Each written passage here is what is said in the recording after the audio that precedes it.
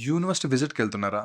తప్పకుండా ఈ వీడియో మీకోసమే. స్కిప్ చేయకుండా చూడండి. విజిట్‌కెళ్ళే ముందు, ఎళ్ళొచ్చిన తర్వాత కూడా మీకు క్లారిటీ వస్తది. అందరిలాగా గుడ్డిగా బిల్డింగ్స్, కంప్యూటర్స్, 200, 300 ఏకర్స్ క్యాంపస్ ఉంది. ఇవన్నీ చూసి యూనివర్సిటీ ఫిక్స్ చేయొద్దు. అసలు అవి క్రైటీరియానే కాదు. Gone on the days. ఎందుకంటే యావరేజ్ ప్లేస్‌మెంట్ అనేది ఇప్పుడు చాలా ఇంపార్టెంట్. కానీ మనం ఏం చూస్తాం? హైయెస్ట్ ప్లేస్‌మెంట్ పోస్టర్ చూస్తాం. బట్ దానితో పాటు ఇంకొక 3 థింగ్స్ కంపల్సరీ చెక్ చేయండి. మీరు క్యాంపస్ విజిట్‌కెళ్తున్నారు. ఈ పారామీటర్స్ మీరు పెట్టుకొనెళ్తే you can definitely win in choosing the admission. First thing ఏంటంటే స్టూడెంట్స్.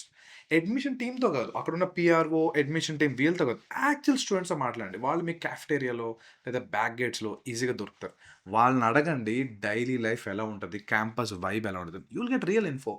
సెకండ్ థింగ్ వచ్చేసి ఇంటర్న్‌షిప్స్. Most important part.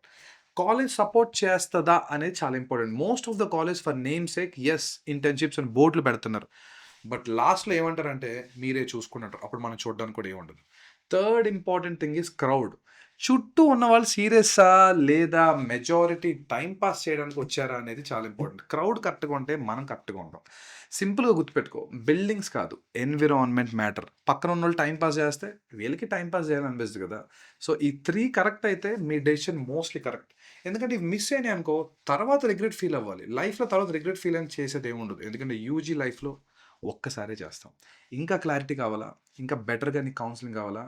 Just DM us. We will give you a detailed PDF and better support. One on one counselling support two.